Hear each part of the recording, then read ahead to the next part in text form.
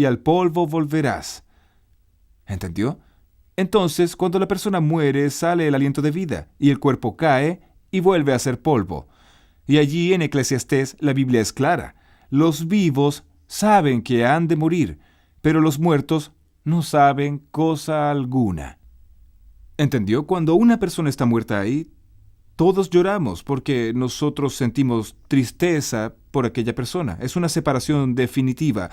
Por lo menos antes de la resurrección es una separación y un dolor muy fuerte. Por eso nosotros lloramos. Pero usted tiene que tener conciencia que aquel que está en el cajón no escucha más. No ve nada más. Si usted habla, grita, llora, le pide perdón o lo que usted quiera hacerle a aquella persona que murió, no tiene efecto alguno. Si usted manda a hacer un culto por aquel que murió, no altera nada más. Si usted manda a rezar una misa del primer día, tampoco altera nada más. O sea, la persona que muere no sabe cosa alguna. Sale el aliento de vida y vuelve para Dios, y el cuerpo vuelve al polvo, se vuelve polvo otra vez. No sale ninguna alma, no sale ningún espíritu como si fuese una entidad pensante, no sale de dentro de la persona otro ser, como esa historia de que la persona apareció no sé dónde, bajo no sé dónde, habló por la boca de no sé quién, y el fulano de tal que recibe los espíritus, recibió el espíritu de quien ya murió, y pudo recrear su vida. Todo eso es antibíblico. La Biblia no habla y no enseña de esta manera. Lo que la Biblia enseña es que los vivos saben que han de morir y que los muertos no saben cosa alguna. En el libro de Job, nosotros encontramos algunas citas y una de ellas es que la persona que muere no vuelve a su casa y el lugar donde habita jamás lo conocerá. Y así podemos tener la certeza, de acuerdo con la Biblia, que cuando la persona muere sabe a dónde va, para la sepultura. Y allí queda esperando el día de la resurrección. Toda persona que muere, o muere salva o muere perdida. Si esta persona muere salva, ella resucitará en el día de la venida de Jesús. Y si la persona muere perdida, ella resucitará solamente después de los 1000 años, conforme dice Juan 5, 28 y 29, y Apocalipsis 20, versículo 5. No hay otra posibilidad de que la persona muera y vaya inmediatamente al cielo. Eso no está en la Biblia. Ella muere y va a la sepultura. Eso tiene que quedar muy claro. Ahora, existe un engañador, aquel que dijo en el jardín del Edén, ciertamente no morirás. Entonces él es Satanás. Él aparece por ahí en forma de quien ya murió.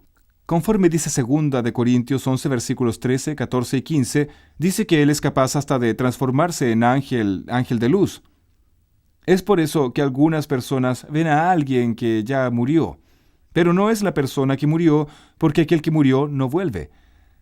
Si se le aparece a alguien a usted que ya murió, esa entidad no es su amigo ni su pariente. Es una ilusión, es un engaño de Satanás. Él es especialista en hacer eso para sustentar aquella mentira que él colocó allá en el jardín del Edén. ¿Quedó claro esto para usted? Creo que sí. Acompáñame aquí en otro raciocinio dentro de este mismo tema para que usted no tenga ninguna duda de que cuando la persona muere, ella va a la sepultura y allí queda aguardando el día de la resurrección. Vea, ya sabemos detalles al respecto de la muerte. La palabra infierno, en su idioma original, traducida, significa sepultura. Inclusive, el credo católico antiguo, ¿sabe cómo decía? Decía que Cristo descendió a los infiernos y resucitó al tercer día. Y en el credo moderno, eliminan la palabra infierno y colocan la expresión mansión de los muertos.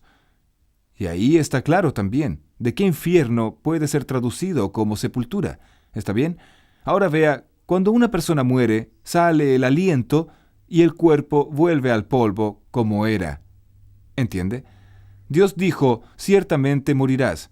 El diablo dijo, ciertamente no morirás. ¿Quién tiene la razón? ¿Dios o el diablo? Claro que Dios. Entonces crea en lo que Dios colocó. En Eclesiastés 12, versículo 7 dice, y el polvo vuelva a la tierra como era y el espíritu vuelva a Dios que lo dio. En ese caso, el espíritu ahí, su significado correcto, no es espíritu como entidad, sino espíritu como aliento de vida. Vea, porque los vivos saben que no han de morir, pero los muertos no saben cosa alguna, dice la palabra de Dios. El salmista dice, alabaré a Jehová en mi vida, cantaré salmos a mi Dios mientras viva. No confiéis en los príncipes, ni en hijo de hombre, porque no hay en él salvación, pues sale su aliento y vuelve a la tierra. En ese mismo día desaparecen sus pensamientos. Salmos 146, versos 2 y 3. Es más, no alabarán los muertos a Jehová, ni cuantos descienden al silencio, pero nosotros bendeciremos a Jehová desde ahora y para siempre. Salmos 117, versículo 17. Y hay mucho más. Podría citar aquí muchos textos hablando de este mismo asunto. La Biblia dice que solo uno es inmortal. Solamente Dios es inmortal. El hombre no es inmortal. Por eso todos nosotros estamos sujetos a la muerte. Yo quiero terminar leyendo para usted lo que dice Santiago capítulo 4. Abra su Biblia y vamos a ver Santiago aquí en el final de la Biblia, en el capítulo 4 y el versículo 14. Aproxímese bien y vamos a leer juntos y vamos a conversar. Está escrito claramente aquí en el capítulo 4, versículo 14. Vea, cuando no sabéis lo que será mañana, porque ¿qué es vuestra vida? Ciertamente es neblina que se aparece por un poco de tiempo y luego se desvanece. Mi amiga y mi amigo, nuestra vida es muy incierta. Hoy estamos vivos y mañana podemos estar muertos. Y como dice aquí, ¿qué es vuestra vida? Ciertamente es neblina que se aparece por un tiempo y luego se va. En la ciudad de Aparecida del Norte, conocí un hombre. Ese hombre fumaba. Le prediqué el Evangelio y después le hice llamados. Él aceptó algunas cosas, pero no tomó su decisión final. Un día hice un llamado más fuerte y él no quiso aceptar y yo dije, ¿y si usted muere? Él dijo, ¿yo? ¿Usted cree que voy a morir? Yo le dije, sí, creo. Creo que usted va a morir y yo también. ¿Por qué no toma una decisión hoy? Él dijo, no, yo soy muy joven aún, no voy a morir ahora, no voy a tomar mi decisión ahora. Todo bien, el tiempo pasó. Un día él llegó a su casa 6 horas más tarde y dijo a su esposa, querida, voy a acostarme aquí en el sofá, voy a ver un poco de televisión, fumar un cigarro y si me duermo, déjame aquí. Y más o menos a la medianoche, cuando te vayas a dormir, ahí me llamas e iré a dormir contigo. Está bien, dijo la esposa. Él se acostó allí, fumó su cigarro, vio un poco de televisión y luego le dio sueño. Cerca de las 11 horas de la noche, la esposa percibió que él estaba durmiendo tan profundamente que decidió no despertarlo. Fue allí, tomó un cobertor, lo cubrió y allí quedó él hasta medianoche. A la medianoche, cuando la esposa iba a acostarse, resolvió llamarlo. Y cuando lo fue a tocar y fue a llamar al marido, ella se asustó, él estaba frío, estaba duro. Se dio cuenta que él estaba muerto. Ella quedó desesperada y llamó a los parientes para atenderlo allí y ayudarla. Aquel hombre murió. Murió fumando, viendo televisión, sin tomar una decisión. ¿Entiende? ¿Qué es vuestra vida? Sois apenas como neblina que aparece y luego desaparece. Yo no puedo decir que aquel hombre murió salvo, porque él murió de esa manera.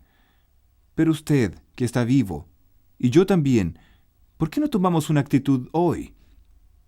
¿Por qué usted no entrega su vida a Jesús ahora?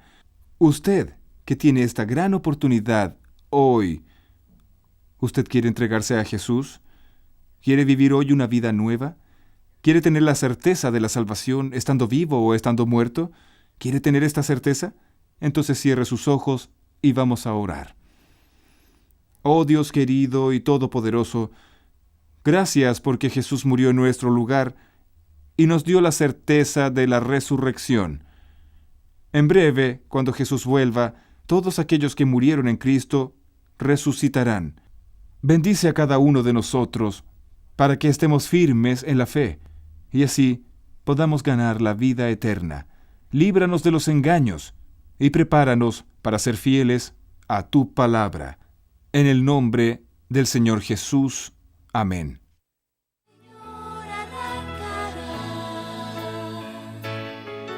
Pues en Cristo hay alegría y esperanza.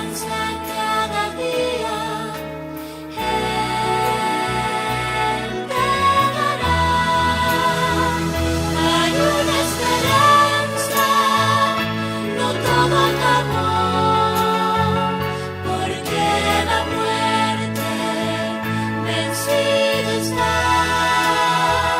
Todo el que creyere en Cristo Jesús, aunque esté muerto, vivirá. Hay una esperanza, no todo acabó, porque la muerte vencida está. Todo el que creyere en Cristo Jesús, aunque esté muerto, vivirá. Hay una esperanza.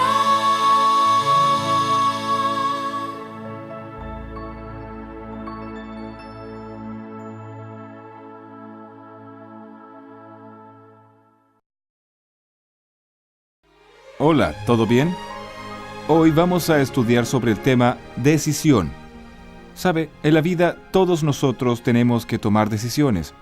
Y en el contexto del gran conflicto entre el bien y el mal, también cada uno tiene que tomar una posición, tiene que tomar una decisión. Por ejemplo, aquí en la Biblia nosotros encontramos dos caminos, uno estrecho y uno ancho. Cada persona tendrá que decidir cuál de los dos caminos va a andar, cómo será su vida espiritual y cuál será su futuro eterno. Sabe, nuestra eternidad depende de la decisión que hacemos ahora. Y de acuerdo con la Biblia, Dios nos hace llamados, nos hace invitaciones. Dios nos convida a tomar importantes decisiones. Además, nosotros tomamos decisiones todos los días, pequeñas, medianas y grandes decisiones. Oiga lo que está escrito aquí en el libro de Marcos, en el capítulo 16, versículos 15 y 16. Y les dijo: Id por todo el mundo y predicad el evangelio a toda criatura. El que creyere y fuere bautizado será salvo, mas el que no creyere será condenado. En este contexto, usted también tiene que tomar una decisión. Primeramente Jesús dice: Id y predicad. Entonces yo vine aquí y le estoy predicando a usted. Usted está acompañando esta serie. Estamos ya en el final de ella, y usted está oyendo la palabra de Dios como Jesús dijo: id y predicad. Después Jesús dijo: quien creyere y fuere bautizado será salvo. Es importante que la persona crea, pero para que la persona pueda creer, ella tiene que tener una base. Y es por eso que usted está haciendo el curso bíblico, para tener la base suficiente para que usted crea y ahí tomar su decisión. Ahora, esto no puede suceder con un bebé recién nacido. Con un bebé, primero, él no puede ser enseñado. Segundo, no tiene capacidad para creer. En consecuencia, no puede ser bautizado. Yo fui bautizado cuando era un bebé, y tal vez usted también fue bautizado cuando era niño. Pero, de acuerdo con la Biblia, no podemos bautizar a un bebé recién nacido. El bebé necesita ser presentado a Dios en la iglesia. De acuerdo con la Biblia, es preciso enseñar a la persona, y si ella cree y es bautizada, ahí será salva. Pero si no cree, será condenada. Yo pregunto, ¿usted cree en todo lo que estudiamos hasta ahora? ¿Usted aceptó en el corazón todo lo que estudiamos hasta ahora?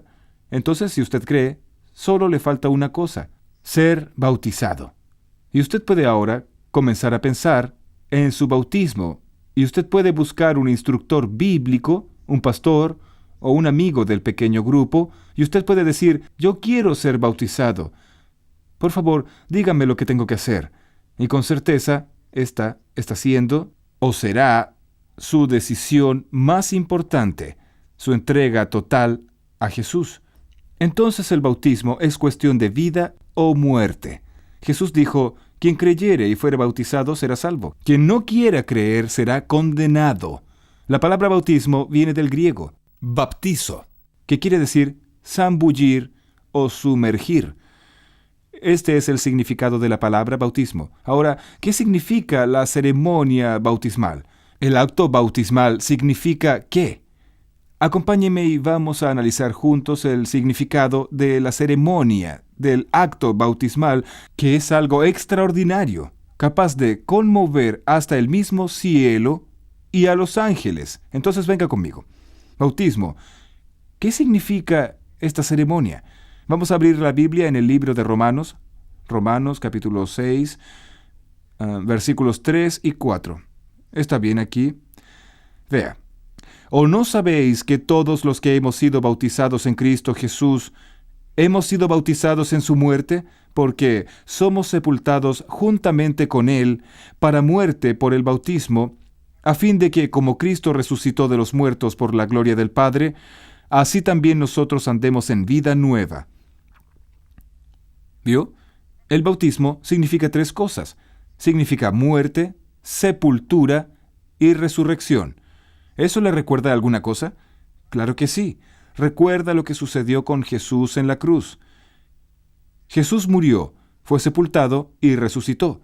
Así también, quien acepta a Jesús en el corazón debe morir para el pecado, debe sepultar sus pecados y debe comenzar una nueva vida, resucitando para una nueva vida. Analicemos primero la muerte. El estudio bíblico es para enseñar, orientar y llevar a la persona a tomar decisiones de parar de fumar, parar de beber, parar con los juegos de azar, dejar la vida mundana, abandonar los pecados. El estudio bíblico va preparándole para que usted tome esas decisiones. O sea, cada vez que usted decide abandonar el pecado, usted está muriendo para el pecado. ¿Entiende? Cuando usted paró de fumar, murió para el pecado. Paró de beber bebidas alcohólicas, murió para el pecado. Paró de adulterar, murió para otro pecado. Paró de decir mentiras, murió para otro pecado. Usted va muriendo para el pecado paulatinamente, gradualmente. ¿Está bien?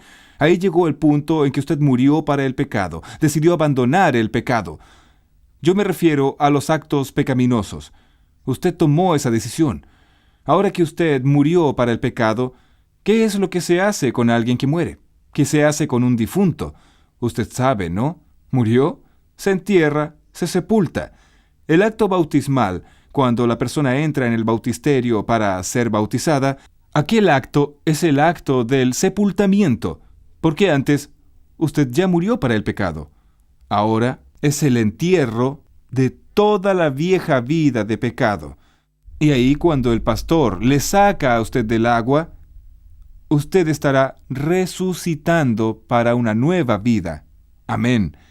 Esa es la belleza del bautismo. Usted va para el bautismo llevando todos sus pecados, y cuando usted es bautizado en el nombre del Padre, del Hijo y del Espíritu Santo, ahí sí usted recibe el perdón, la purificación, y a partir de allí, con un corazón limpio, como si nunca hubiese pecado, ahí usted comienza una nueva vida con Jesús.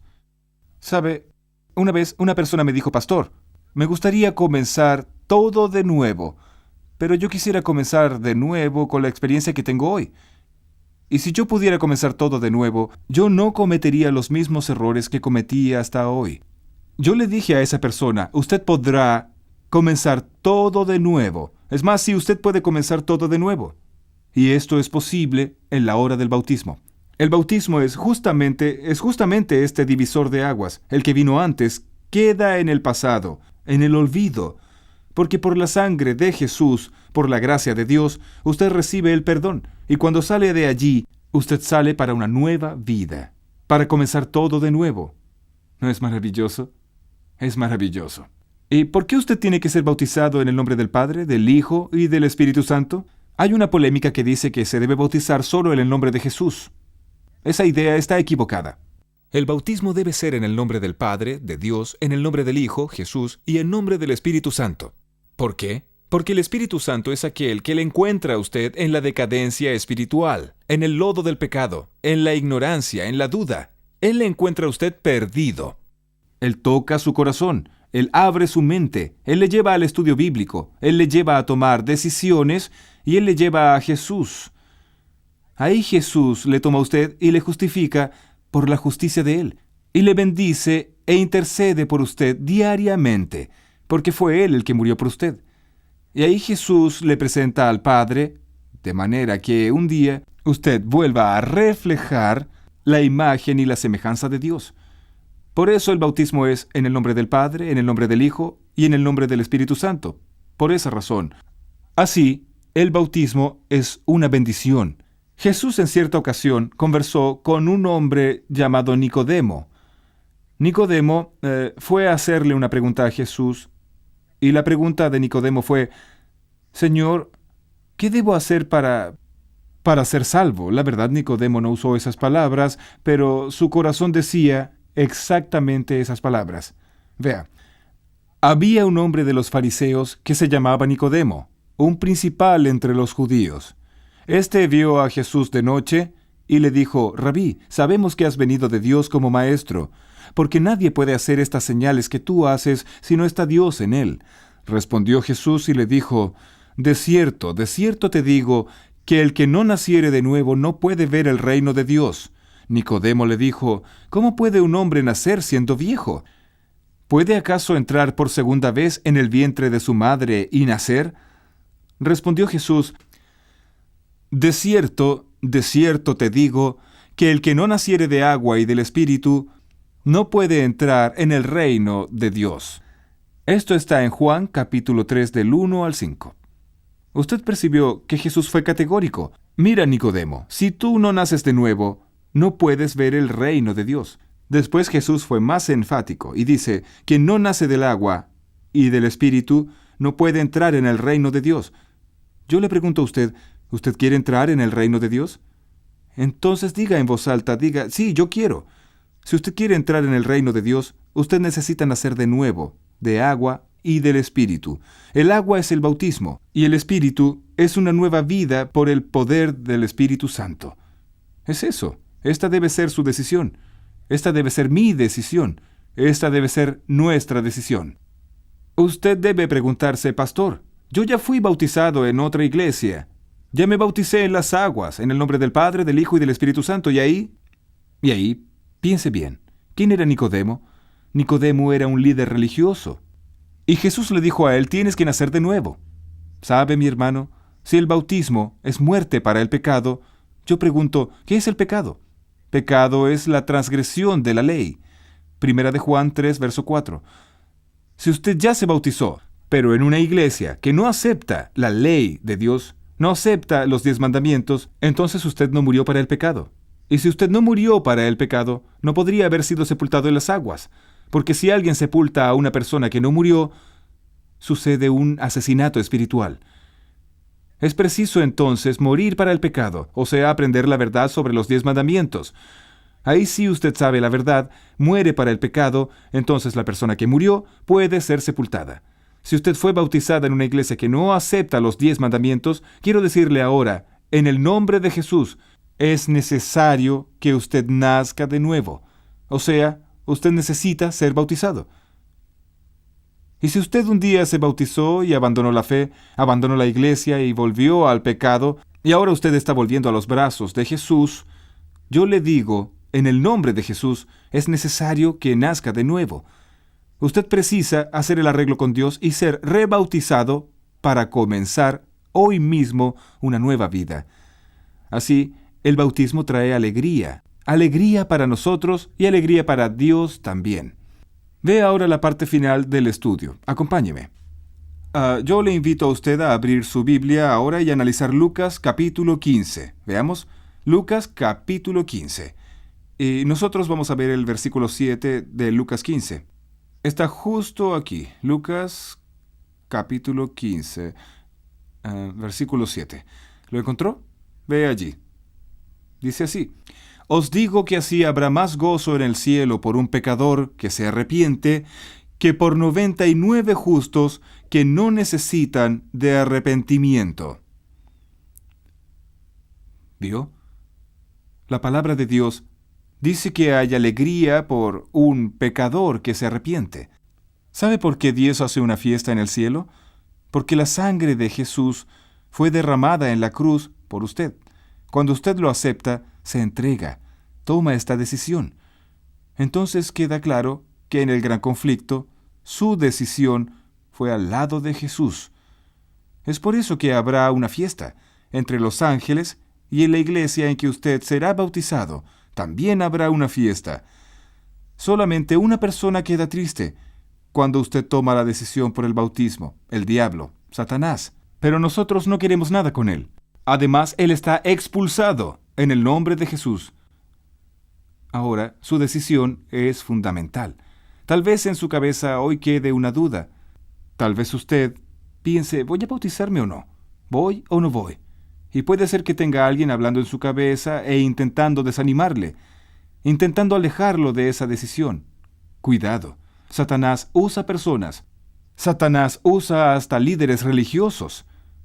Satanás usa personas de nuestra propia familia. Él usa personas que a usted le agradan mucho para que estas personas vengan y le digan a usted, no te bautices.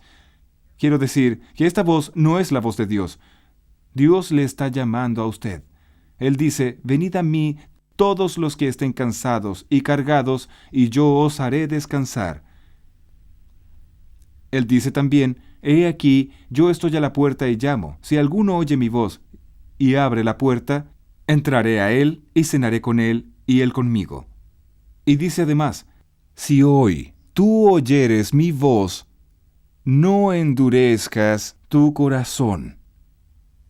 ¿Y entonces? ¿Cuál es su actitud? ¿Cuál es su decisión? Yo quiero terminar contando una historia.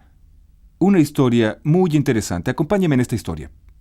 Esta historia va a ilustrar exactamente todo esto que estamos estudiando hoy. Era una vez una escuela donde había un profesor y una profesora muy inteligentes. Este profesor, que tenía una capacidad extraordinaria, era tan inteligente que conseguía hasta adivinar lo que el alumno estaba planeando. Un día, la clase se reunió para tenderle una trampa al profesor e intentar probar que él no era tan inteligente como parecía. Ahí, un alumno tomó un objeto y lo colocó en su mano. Lo escondió en las dos manos así para atrás y dijo, «Profesor, ¿usted es de verdad muy inteligente? Entonces hoy haremos una prueba, un desafío. Si usted es tan capaz, delante de la clase, dígame lo que tengo aquí en mi mano». El profesor pensó. El profesor caminó un poco para acá, así, pensando. Después el profesor volvió nuevamente, pensando. Después el profesor paró y miró a los ojos del alumno y dijo, «Ya sé». Y cuando el profesor decía, «Ya sé», era porque él realmente sabía. Y el profesor dijo, «Tú tienes un pajarito en tu mano». «¡Acertó!», pensó el niño. La sala toda suspiró. «Es verdad, era un pajarito. ¡Qué profesor inteligente!». Pero el alumno continuó con las manos hacia atrás y dijo, «Profesor, usted acertó, es un pajarito, pero la prueba no termina ahí. Yo quiero que usted me diga ahora otra cosa. ¿El pajarito está vivo o está muerto?», preguntó el alumno, y él se armó, se preparó y pensó para sí mismo, «Si el profesor dice que está muerto, yo digo no, está vivo. Y si el profesor dice que está vivo, yo lo mato aquí atrás y digo no, está muerto. Entonces ahora no tendrá salida. Vamos, profesor, diga, ¿está vivo o está muerto?», preguntó el alumno. Él estaba muy feliz con la seguridad de que iba a conseguir dejar al profesor en una situación difícil. El profesor nuevamente bajó la cabeza, pensó, anduvo un poco para allá. Después el profesor volvió para acá, pensando un poco más. Ahí el profesor paró, miró a los ojos al alumno y dijo, «Ya sé». Y cuando él decía «ya sé», es porque sabía. El alumno dijo, «Diga entonces, profesor, díganos, ¿cuál es la respuesta?». Y el profesor dijo, «Querido alumno, querida clase, si el pajarito está vivo o muerto, yo no lo sé. Pero una cosa yo sé, la decisión está en sus manos». ¡Wow! ¡Qué respuesta increíble! Aquel alumno quedó paralizado y la clase enmudeció, y a partir de aquel día nunca más dudaron de la capacidad del profesor. Querido amigo, venga. Estamos llegando al final de nuestro curso. No es este el último estudio, pero estamos llegando al final. Hoy yo hablé sobre su decisión, sobre el bautismo.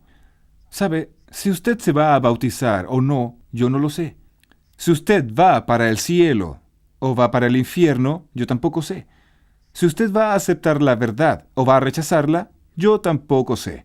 Si usted es sincero o sincera de corazón o no, yo tampoco sé. Pero una cosa sí sé. La decisión está en sus manos. Usted decide. Usted escoge. Yo ya sé cuál es su decisión, y es la misma mía. Es la decisión de ser bautizado. Entonces busque la Iglesia Adventista del Séptimo Día. Pida para que marquen la fecha de su bautismo. Haga su ficha de bautismo y diga, yo quiero bautizarme.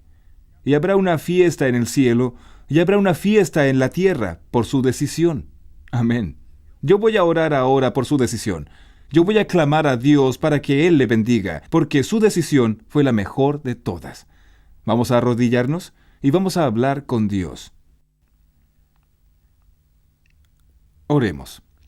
Querido Dios, nuestro eterno Padre, gracias por la decisión que todos nosotros tomamos hoy, especialmente esta persona que está estudiando la Biblia con nosotros y tomó la decisión por el santo bautismo. Con seguridad, tú, Señor Jesús, estás feliz. Yo estoy feliz. Todos nosotros aquí estamos felices.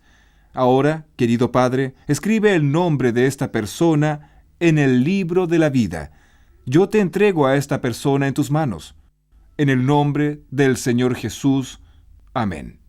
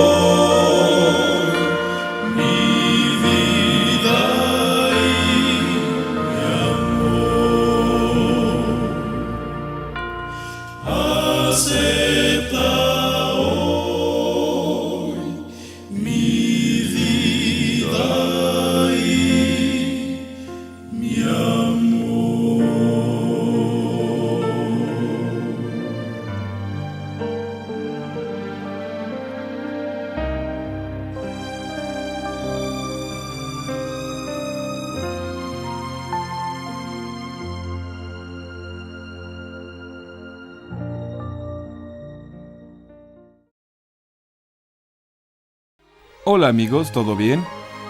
Estamos ahora en un momento importante de nuestro curso. Hoy es nuestro último estudio de esta serie. Pero este tema no termina aquí, este curso no se detiene aquí. Usted puede hacer mucho más si profundiza mucho más y conoce mucho más la palabra de Dios. El tema de hoy es el fin del gran conflicto. Y dentro de este tema estudiaremos sobre la venida de Jesús. Apocalipsis capítulo 21, versículos 2, 3, 4 y 5. Y yo, Juan, vi la santa ciudad, la nueva Jerusalén, descender del cielo de Dios, dispuesta como una esposa ataviada para su marido. Y oí una gran voz del cielo que decía, He aquí el tabernáculo de Dios con los hombres. Y Él morará con ellos, y ellos serán su pueblo, y Dios mismo estará con ellos como su Dios. Enjugará Dios toda lágrima de los ojos de ellos, y ya no habrá muerte, ni habrá más llanto, ni clamor, ni dolor, porque las primeras cosas pasaron. Y el que estaba sentado en el trono dijo, He aquí, yo hago nuevas todas las cosas. Y me dijo, Escribe, porque estas palabras son fieles y verdaderas. Querido amigo, querida amiga, mi hermano y mi hermana. En breve Jesús va a volver. Apocalipsis 1, versículo 7 dice, He aquí que viene con las nubes, y todo ojo le verá. Allí en San Mateo capítulo 24, los discípulos conversando con Jesús le preguntaron e interrogaron de la siguiente manera. Mateo 24, verso 3.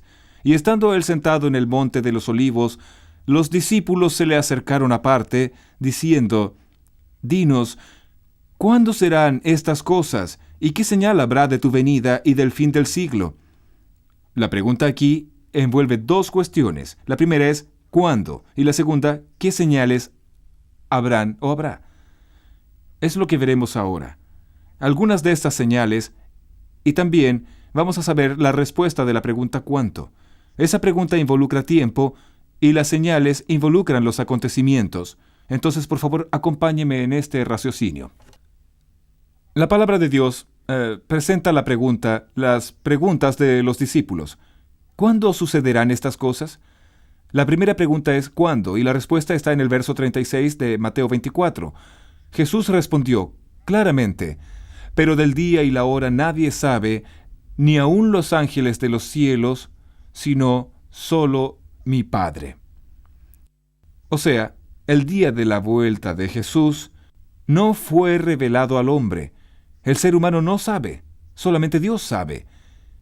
Y Dios no nos reveló el día sabiamente, porque si Él revelase el día de la vuelta de Jesús, las personas solo se prepararían a última hora, y ahí la preparación no sería por amor, y sí por miedo o por desesperación. Además existen tres grandes acontecimientos en la vida del hombre que nosotros no sabemos el día, ni la hora, ni el mes, ni el año. Primero, el día de la muerte. Nadie sabe el día en que va a morir. Segundo, el día del cierre de la puerta de gracia. Tampoco nadie lo sabe. Y tercero, el día de la venida de Jesús. ¿No es verdad? Ahora, con respecto a las señales, Jesús dejó varias señales aquí en San Mateo, también en otras partes de la Biblia. Por ejemplo, Jesús dijo que la ciencia se multiplicaría. Está allí en Daniel capítulo 12. Hoy, usted puede ver el conocimiento creciendo cada vez más y la tecnología también. Por ejemplo, usted me está viendo ahora en una cinta VHS o en un DVD o en un VCD, en el computador o en la televisión. De alguna forma usted está viendo este estudio bíblico. Esto es el crecimiento de la ciencia. Vea, estoy aquí hablándole a usted y a muchas personas, millares y millares y millares, están oyendo el mismo mensaje por la televisión o quién sabe, solamente oyendo la voz. Eso es lo que dice la Biblia, la ciencia se multiplicará, ciencia en el sentido de conocimiento y ciencia en el sentido de tecnología. Jesús dijo también que el hambre sería algo muy fuerte en los últimos días. El hambre. En Brasil está ese proyecto Cero Hambre. Yo quiero decir que el proyecto tiene su lugar y todos nosotros debemos combatir el hambre. Por eso la profecía dice que las personas estarían pasando hambre y muriendo de hambre. El hambre también es una señal de la venida de Jesús, la miseria, la desnutrición. Esta situación es terrible. ¿Sabe? Hoy, más de 800 millones de seres humanos pasan hambre en el mundo, mucho más que eso.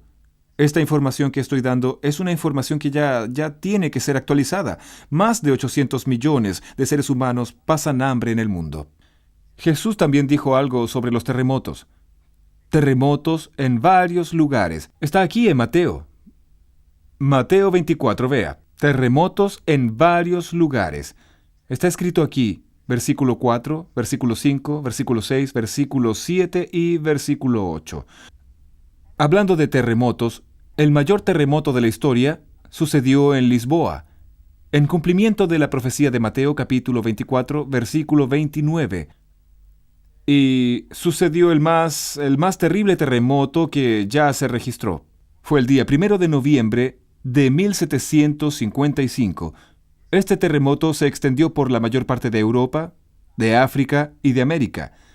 Fue sentido hasta en Groenlandia, en la India Occidental, en la Isla de Madera, en Noruega, Suecia y Gran Bretaña, y también en Irlanda. Este terremoto abarcó una extensión de más de 10 millones de kilómetros cuadrados. Este fue el mayor terremoto que se conozca. Cada año tenemos cerca de 6,000 terremotos grandes en todo el mundo. Nosotros en los últimos 90 años hemos tenido 1,5 millones de terremotos grandes y terremotos pequeños. El terremoto de Japón, de México, de Estados Unidos, son terremotos que se destacan. ¿Y qué quiere decir la violencia? Jesús también dijo que la violencia sería una señal del fin.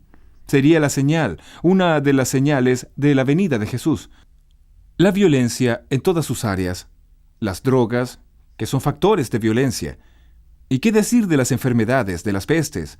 Los hospitales están llenos, las clínicas también. Tal vez usted que me está viendo ahora tenga en la familia alguna persona enferma. Tal vez usted mismo esté pasando por una situación de estas. Pestes.